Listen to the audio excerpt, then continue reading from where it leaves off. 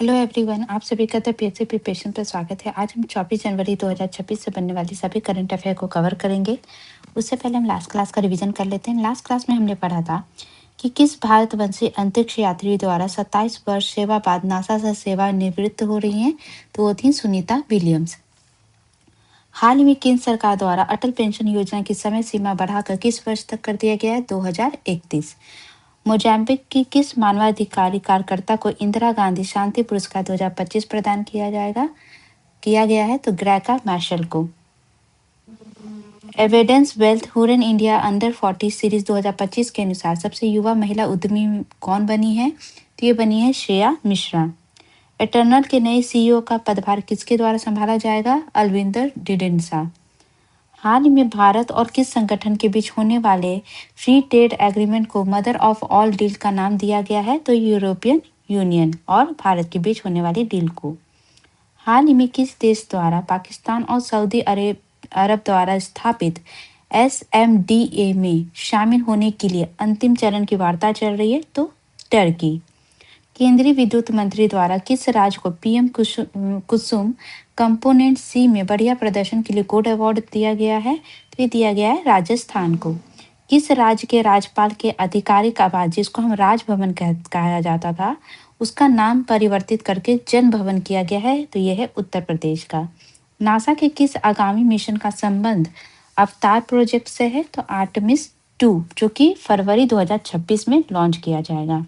भारत का कौन सा राज्य है जो देश का पहला स्टेट बैक्टीरियम घोषित होने जा रहा है? तो केरल। किसी देश में हाई कमिश्नर पद पर नियुक्त होने वाली पूर्वोत्तर भारत की पहली महिला IFS कौन बनी है? ये बनी है मुआनपुई सयावी। 77 रिपब्लिक डे परेड में पहली बार किस भारतीय फिल्म डायरेक्टर द्वारा सिनेमा का प्रतिनिधित्व किया जाएगा? तो ये किया जाएगा संजय लीला भंसाली द्वारा। तो ये थे आज के इम्पोर्टेंट करंट अफेयर। अब शुरू करते हैं आज की क्लास को। पहला क्वेश्चन है, भारत में सुभाष चंद्र बोस के जयंती के अवसर पर 23 जनवरी को कौन सा दिवस मनाया जाता है? तो ये मनाया जाता है पराक्रम दिवस। 23 जनवरी को जो है पराक्रम दिवस मनाया जाता है सुभाष चंद्र बोस की जयंती पे। तो सुभाष चंद्र बोस के बारे में कुछ बातें जान लेते हैं। इनका जन्म जो है 23 जनवरी 1897 को हुआ था और मृत्यु 18 अगस्त 1945 में हुआ था। इनको हम नेताजी के नाम से भी जाना जाता है और भारतीय स्वतंत्रता संग्राम में इनका अहम जो है भूमिका थी। इनका जन्म उड़ीसा के कटक में हुआ था और इनके द्वारा जो कुछ फेमस नारे दिए गए थे उसमें था, तुम मुझे खून दो मैं तुम्हें आज़ादी दूंगा और जय हिंद जैसे नारे इन्होंने दिए थे। और सुभाष चंद्र बोस के द्वारा ही दूसरे विश्व युद्ध के दौरान जो है अंग्रेजों के खिलाफ लड़ने के लिए आज़ाद हिंद फौज इंडियन नेशनल आर्मी का पुनर्गठन किया गया था और दिल्ली चलो का नारा दिया गया था। और 1938 और 1939 में त्रिपुरी अधिवेशन के बाद जो है इन्होंने कांग्रेस के अध्यक्ष पद से जो है इन्होंने इस्तीफा दे दिया था और उनके द्वारा जो है फॉरवर्ड ब्लॉक नाम का एक अलग पार्टी बनाया गया था। और 18 अगस्त 1945 को जो है ताइवान में एक विमान जो है दुर्घटनाग्रस्त होने के दौरान जो है इनकी मृत्यु हो गई थी। इनके द्वारा कुछ इंपॉर्टेंट बुक लिखे गए जैसे the Indian struggle and Indian Pilgrim.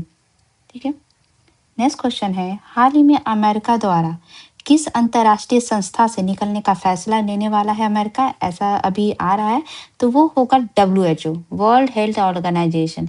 इससे पहले अमेरिका के द्वारा जो है इंडिया और फ्रांस के द्वारा जो गठित अंतर्राष्ट्रीय संगठन है जिसको हम कहते हैं इंटरनेशनल सोलर अलायंस, इससे भी जो है ये अमेरिका के द्वारा जो है बाहर हो गया है। अमेरिका अब इसका पार्ट नहीं है। इसी तरह जो है ये अब WHO से भी बाहर निकलना चाहता है और नाटो से तो अभी उसकी तनातनी चल ही रही है और यूनेस्को से भी है उसकी जो है। ये हर तरह के अंतर्राष्ट्रीय संगठन जिसमें जहां अमेरिका की फंडिंग होती है, अमेरिका फंडिंग करता है, उससे वो बाहर निकल रहा है धीरे धीरे। तो ये जो किया गया है ये जो फैसला है, हालांकि ये अमेरिका कानून का उल्लंघन भी करती है जिसके तहत वाशिंगटन को संयुक्त राष्ट्र की स्वास्थ्य एजेंसी को जो 26 करोड़ डॉलर इसमें चुकाना पड़ सकता है अगर वो निकलता है। तो अमेरिका के अलग होने से WHO पे क्या फर्क पड़ेगा? अमेरिका के हटने से जो है क्या होगा कि कुछ प्रणालियाँ सहयोग जो है वो कमज़ोर होंगे, जिस पे दुनिया पे जो है स्वास्थ्य खतरों का पता लगाने, रोकथाम करने, उनका जवाब देने के लिए जो निर्भरता थी अमेरिका, क्योंकि काफ़ी फंडिंग करता था अमेरिका, तो उसमें प्रॉब्लम होगी और बजट जो है इस डब्ल्यूएचओ का वो थोड़ा-सा इफ़ेक्ट डालेगा उस पे। डब्ल्यूएचओ को देखें तो डब्ल्यूएचओ का फुल फॉर्म है वर्ल्ड हेल्थ ऑर्गेनाइजेशन। ये एक यूनाइटेड नेशन का ही स्पेशलाइज्ड एजेंसी है, जिसकी स्थापना 7 अप्रैल 1948 को किया गया था और 7 अप्रैल को ही हम वर्ल्ड हेल्थ डे मनाते हैं। इसका काम है कि जो इंटरनेशनल पब्लिक हेल्थ है उसको कोऑर्डिनेट करना और डायरेक्ट करना पूरे देश को कि हेल्थ से रिलेटेड जो भी इशू हैं उसको। इसका जो हेडक्वार्टर है वो जिनेवा स्विट्जरलैंड में है। इसके जो मेंबर जो हैं 194 मेंबर हैं और ये जो है गवर्न कर जो बॉडी इसको गवर्न करती है वर्ल्ड हेल्थ असेंबली, और यही सुप्रीम डिसीजन मेकिंग बॉडी है इसकी। अभी जो है डब्ल्यूएचओ के जो पूरे वर्ल्ड में 6 रीजनल ऑफिस हैं, एक जो ऑफिस है न्यू दिल्ली में भी है, ठीक है। और अभी डब्ल्यूएचओ के जो डायरेक्टर जनरल हैं वो डॉक्टर टेड्रोस अदानो गेब्रियस हैं। नेक्स्ट क्वेश्चन है, अमेरिकी राष्ट्रपति डोनाल्ड ट्रंप ने बोर्ड ऑफ पीस की आधिकारिक शुरुआत किस शहर से की है? ये काफ़ी दिन से अभी चर्चे में था और इन्होंने बहुत सारे देशों को न्योता भी भेजा था बोर्ड ऑफ पीस में शामिल होने के लिए। हालांकि अभी बस 33 देश जो हैं इसमें शामिल हुए हैं और ये इसकी जो उद्घाटन जो है शुरुआत जो की गई है डोनाल्ड ट्रंप के द्वारा। अभी जो वर्ल्ड इकोनॉमिक फोरम बैठक कहाँ हो रही है? दावोस स्विट्जरलैंड, वहीं पे जो है ये डब्ल्यूईएफ के बैठक से पहले ही जो है इसकी घोषणा डोनाल्ड ट्रंप द्वारा जो है की गई है। तो स्विट्जरलैंड के दावोस शहर में विश्व आर्थिक मंच के कार्यक्रम से हटकर अमेरिकी राष्ट्रपति डोनाल्ड ट्रंप ने बहुत चर्चित महत्वाकांक्षी शांति परिषद बोर्ड ऑफ पीस के गठन की घोषणा कर दी है। और इस शांति परिषद में जो भी देश हिस्सा सदस्य बनेंगे उनको जो है 3 साल के लिए जो है अस्थायी सदस्य बनाया जाएगा, मतलब स्थायी नहीं है। फिर अगर जो देश जो है $1 अरब का जो है अगर इसमें पैसे अनुदान करेगा तो उसको जो है परमानेंट मेंबर बनाया जाएगा, ठीक है। और जो भी राशि जो दी जाएगी वो गाजा के विकास के लिए खर्च होगा, ऐसा इस संगठन का मकसद है। अब ये संगठन क्यों बनी? इसका मकसद है कि गाजा में जो युद्ध विराम है उसको मजबूत करना और आगे चलकर ये अन्य वैश्विक विवादों में भी भूमिका निभाने की बात करता है। अभी 35 देशों की सहमति बनी हुई है और 60 से ज़्यादा देशों को जो है न्योता भेजा गया था। जब ये बोर्ड ऑफ पीस पे साइन हुआ तो उस समय जो है 20 देश के जो है प्रतिनिधित्व मौजूद थे। और इसमें कौन-कौन अभी मेंबर है बोर्ड ऑफ पीस में? जो डोनाल्ड ट्रंप रहेंगे, ठीक है, बोर्ड ऑफ पीस में ये इसके अध्यक्ष रहेंगे पूरे लाइफ टाइम के लिए। और इसके अलावा ट्रंप ने अपने पसंद के 7 लोगों को इसका सदस्य बनाया है जो इसका कार्यभार देखेंगे। उनमें है Marco Rubio, Steve Witkoff, Jared Kushner, Tony Blair, Ajay Banga, Marc Rowan और रॉबर्ट ग्रैबियल जो है ये इस संगठन को संभालेंगे, ये 7 लोग। नेक्स्ट क्वेश्चन है, किस अंतर्राष्ट्रीय संगठन द्वारा the state of finance for nature 2026 report प्रकाशित की गई है? ये रिपोर्ट प्रकाशित की गई है UNEP, United Nation Environment Programme द्वारा। आइए इसमें पढ़ते हैं कि रिपोर्ट में क्या बात कही गई है। इस रिपोर्ट में कहा गया है कि जो वैश्विक अर्थव्यवस्था और पर्यावरण के बीच के खतरनाक असंतुलन को उजागर किया गया है। मतलब जिस तरीके से वर्ल्ड आगे बढ़ रहा है और जिस तरीके से एनवायरनमेंट डैमेज हो रहा है, उन दोनों के बीच जो इम्बैलेंस है उसको जो है वो उजागर किया गया है। रिपोर्ट में ये कहा गया है कि दुनिया प्रकृति को बचाने के लिए जितने पैसे निवेश कर रही है उससे 30 गुना ज़्यादा पैसा उसे नष्ट करने में और बर्बाद करने में लगा रही है। इसमें ये कहा गया है, कुछ वित्तीय आंकड़े पेश किए गए हैं कि 7.3 ट्रिलियन डॉलर ऐसी गतिविधि में लगे हैं जो प्रकृति को नुकसान पहुंचाती हैं। इसके अलावा 4.9 ट्रिलियन डॉलर निजी स्रोत से आ रहे हैं जो मुख्य रूप से ऊर्जा, उपयोगिता, औद्योगिक और बुनियादी सामग्री क्षेत्रों में केंद्रित है। 2.4 ट्रिलियन डॉलर की हानिकारक सब्सिडी दुनिया भर की सरकारों ने जीवाश्म ईंधन, कृषि, जल परिवहन और निर्माण जैसे क्षेत्रों में दे रखा है। यूनाइटेड नेशन एनवायरनमेंट प्रोग्राम जो है इसकी स्थापना 1972 में की गई थी और इसका जो हेडक्वार्टर है वो नैरोबी केनिया में है। और ये इन्वायरमेंटल से रिलेटेड ये ऑर्गेनाइजेशन है और इंडिया जो है इसका मेंबर है। इसका जो स्टैब्लिशमेंट किया गया था 1972 में स्टॉकहोम कॉन्फ्रेंस के बाद जो है इसकी जो है स्थापना की गई थी। ये कॉन्फ्रेंस था एनवायरनमेंट से रिलेटेड, उसके बाद ही इसकी स्थापना की गई थी। अब जो यूनाइटेड नेशन एनवायरनमेंट प्रोग्राम है ये क्या करता है, ये लोगों को इंस्पायर इन्फॉर्म करता है, इनेबल कंट्रीज को कि वो अपने लोगों को जो है उनकी लाइफ अच्छी बनाए, लेकिन विदाउट फ्यूचर को या एनवायरनमेंट को हार्म किए हुए। ठीक है, इसका जो प्राइमरी फोकस है 2026 का, उसका नाम है ट्रिपल प्लानिटरी क्राइसिस। इसके अंदर सबसे फर्स्ट है क्लाइमेट चेंज। ये जो है इसके अंदर यूएनईपी जो है रिन्यूएबल एनर्जी और जो पेरिस एग्रीमेंट का जो इम्प्लीमेंटेशन है उसको सपोर्ट करता है। नेचर एंड बायोडाइवर्सिटी लॉसेस के अंदर जो इकोसिस्टम उसको रिस्टोर करने का और एंडेंजर्ड जो स्पीसीज जो लुप्त हो रहे हैं उनका प्रोटेक्शन का जो है बढ़ावा दे रहा है। तीसरा है पॉल्यूशन एंड वेस्ट। इसके अंदर जो है एयर वाटर पॉल्यूशन और प्लास्टिक पॉल्यूशन ये सबको कम करने का जो है टारगेट है। तो ये 3 इसके टारगेट रखे गए हैं ये 2026 के। नेक्स्ट क्वेश्चन है, भारत में खेलने से इनकार पर कौन सा पड़ोसी देश है भारत का जो T20 वर्ल्ड कप से बाहर होने के कगार पे है? तो ये है बांग्लादेश।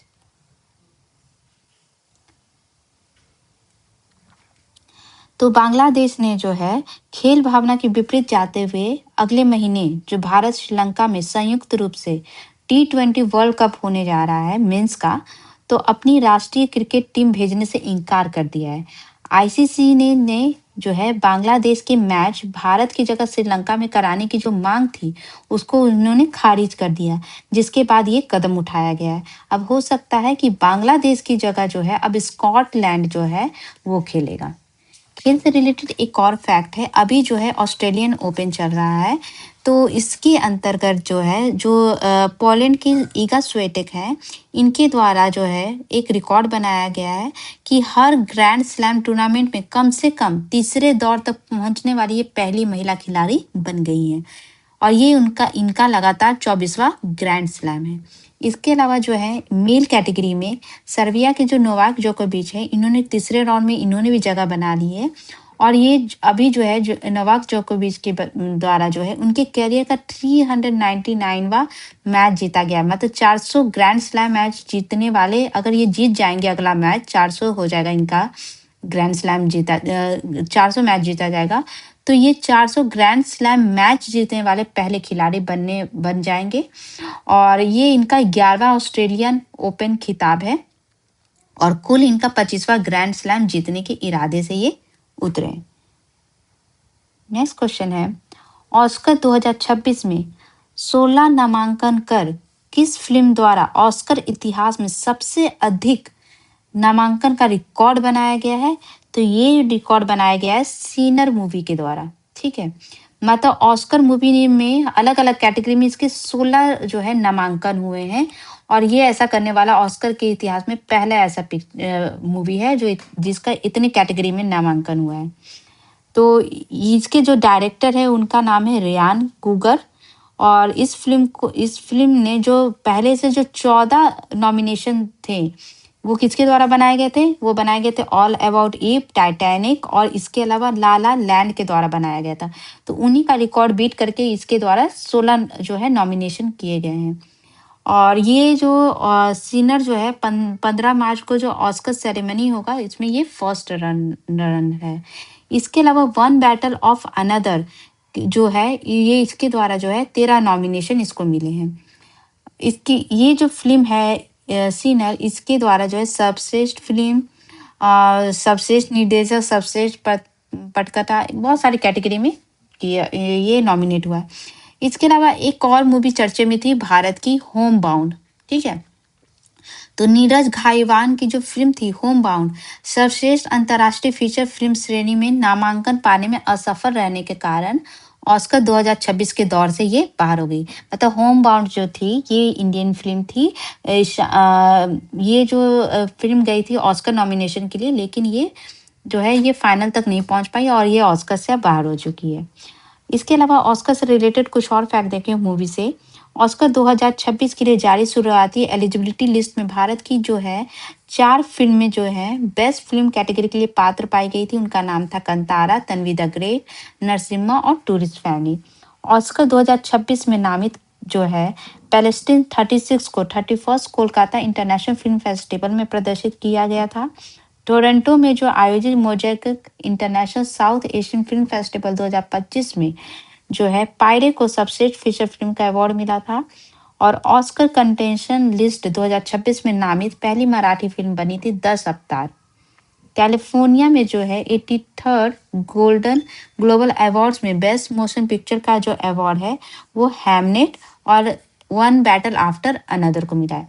यही वन बैटल आफ्टर अनदर है जिसको भी 13 नॉमिनेशन मिले हैं ऑस्कर में। ठीक है, नेक्स्ट क्वेश्चन है chief election commission Gyanesh Kumar द्वारा किस एकीकृत डिजिटल प्लेटफॉर्म को लॉन्च किया गया है? तो इसका नाम है ECI नेट।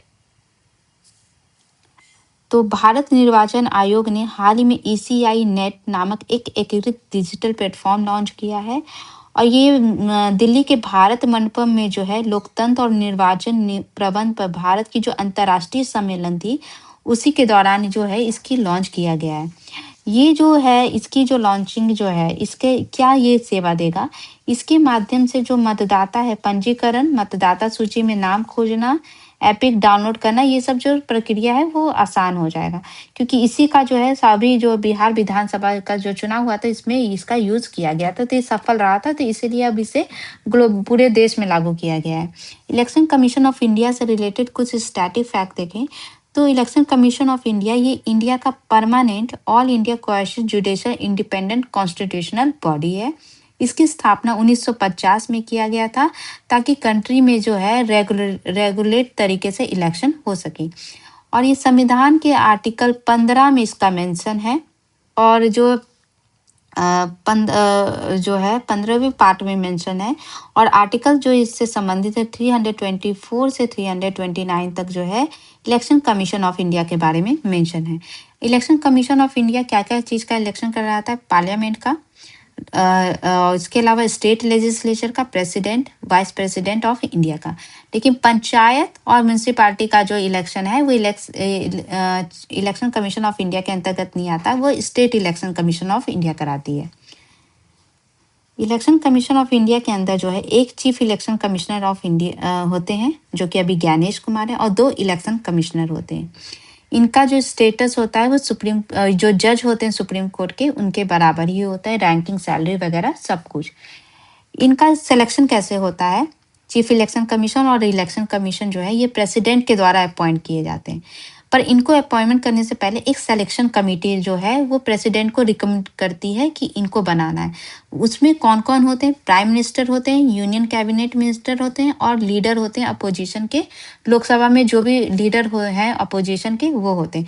तो ये तीनों मिलके जो है वो सजेस्ट करते हैं प्रेसिडेंट को कि किनको चीफ इलेक्शन कमिश्नर और इलेक्शन कमिश्नर बनाना है।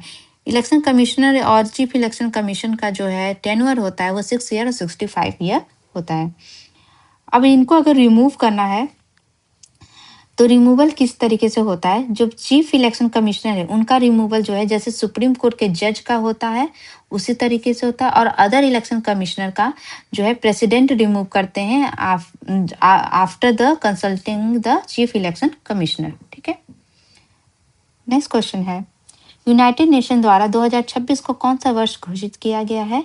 तो अभी जो प्रमुख तरीके से जो है रेंजलैंड्स एंड पास्टोरलिस्ट जो है का ईयर जो है घोषित किया गया है। इसके अलावा वुमेन फार्मर के लिए भी और वॉलंटियर फॉर सस्टेनेबल डेवलपमेंट का भी वर्ष घोषित किया गया है लेकिन मुख्य तरीके से जो है इसी का वर्ष घोषित किया गया है। तो यूनाइटेड नेशन के द्वारा जो है 2026 है वो घोषित किया गया है इंटरनेशनल ईयर ऑफ रेंजलैंड एंड पैस्टोरलिस्ट, मतलब चारागाह और पशुपालक वर्ष। ये जो पहल है फूड एंड एग्रीकल्चर ऑर्गेनाइजेशन के नेतृत्व में चारागाहों के पारिस्थितिक महत्व और पशुपालकों के लचीलेपन पर जागरूकता बढ़ाने के लिए ये जो वर्ष चुना गया है जिसकी अगुवाई मंगोलिया ने की थी।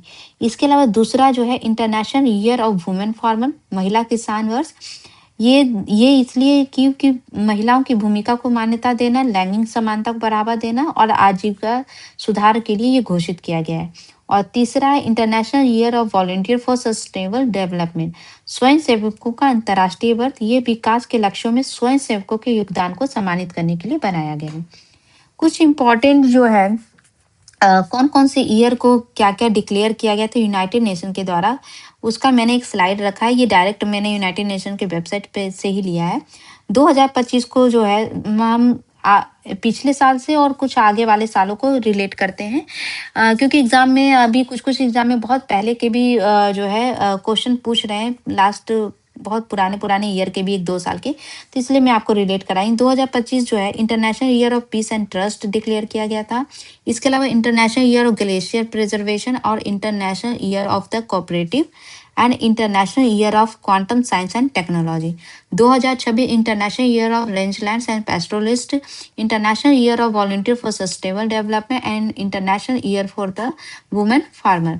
2027 जो है international year of sustainable and resilient tourism, international year of the legal literacy.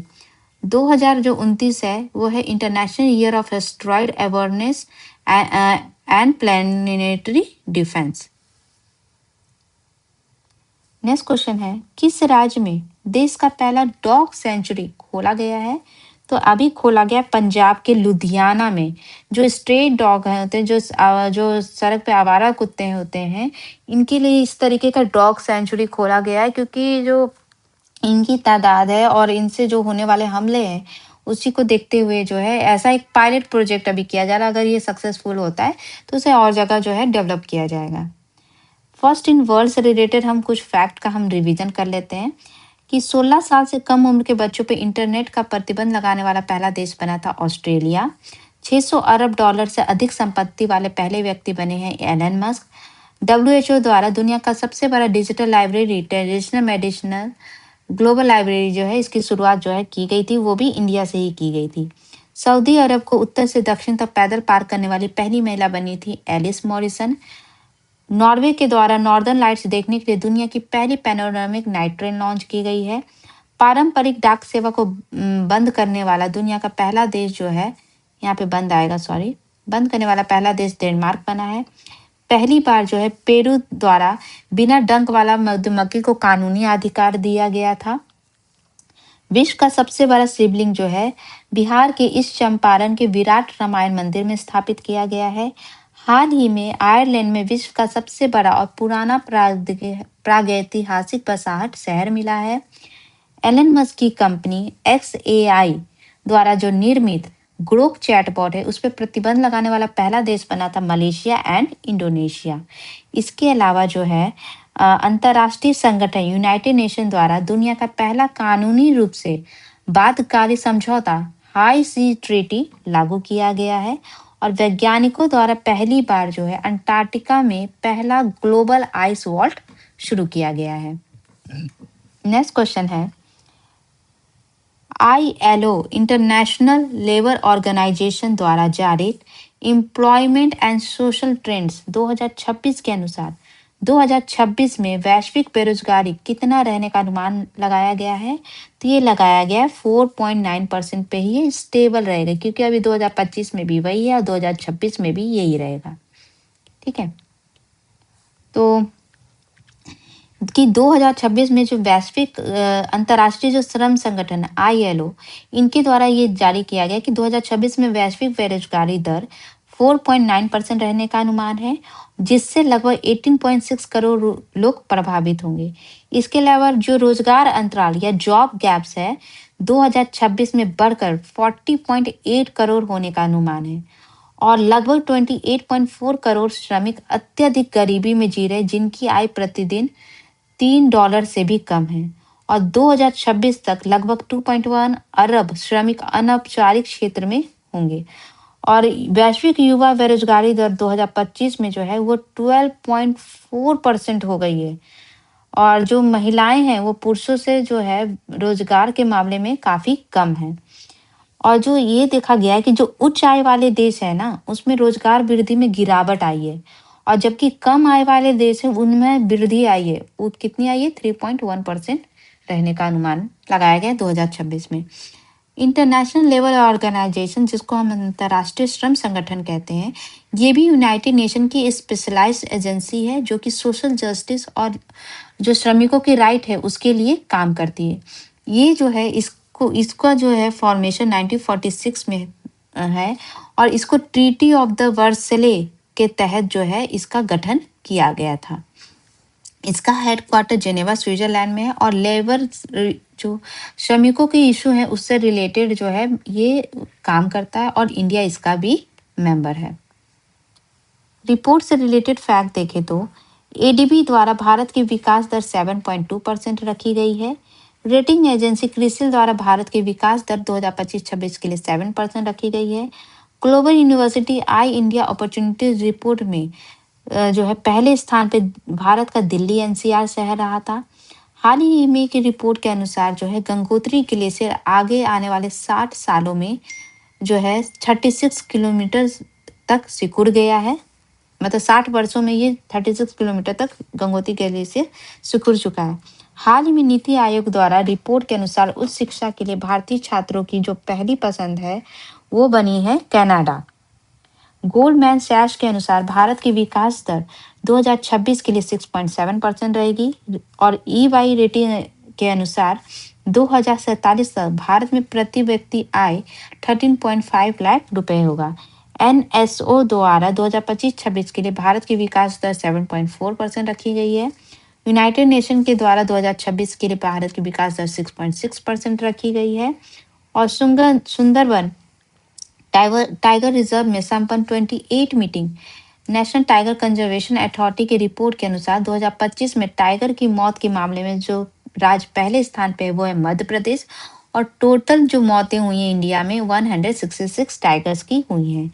इसके अलावा वर्ल्ड इकोनॉमिक फोरम द्वारा ग्लोबल रिस्क रिपोर्ट 2026 जारी किया गया है।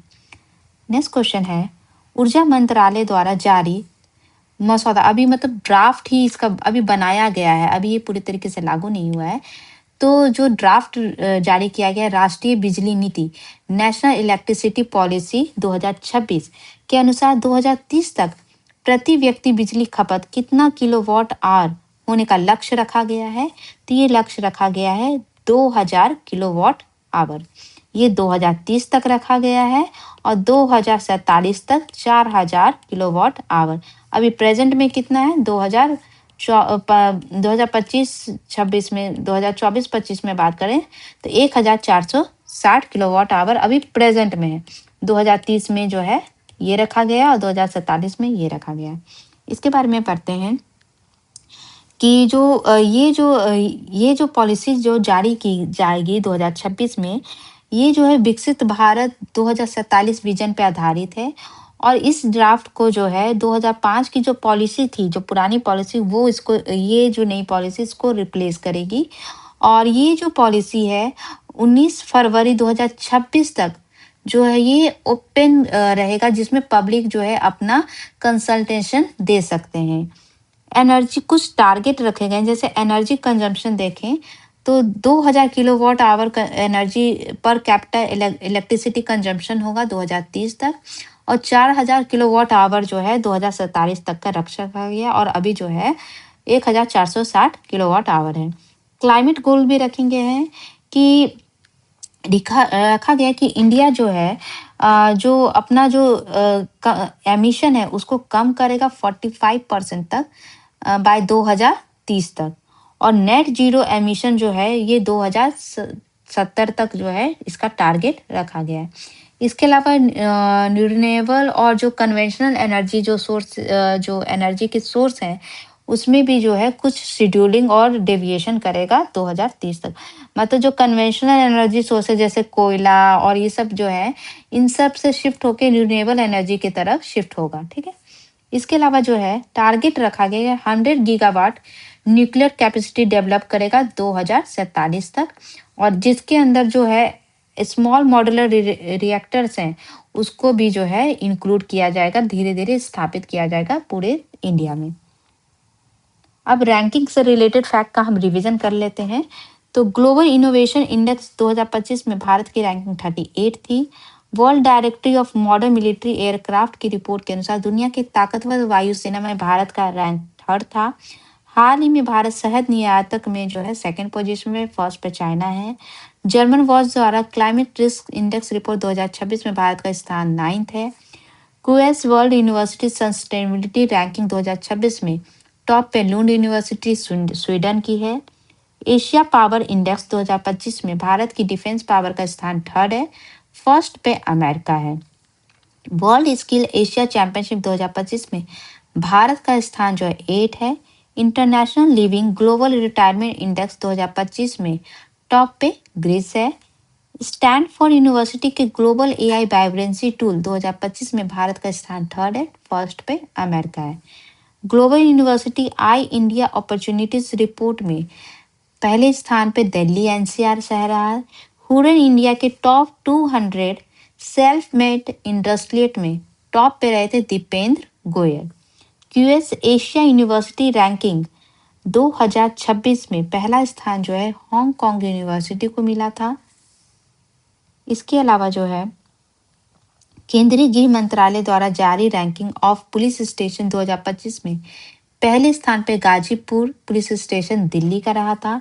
अमेरिकी संस्था टीसी कैलेंडर द्वारा जारी 100 मोस्ट ब्यूटीफुल फेसेस 2025 के लिस्ट में पहला स्थान रोज का रहा था।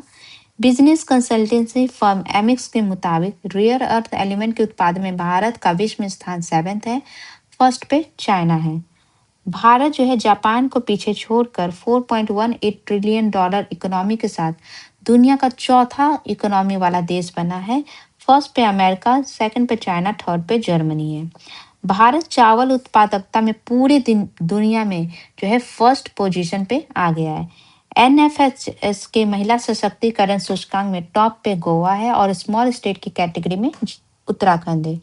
नीति आयोग द्वारा जारी निर्यात तैयारी सूचकांक 2024 में जो देश पहले स्थान पे है, जो राज्य पहले स्थान पे वो है महाराष्ट्र।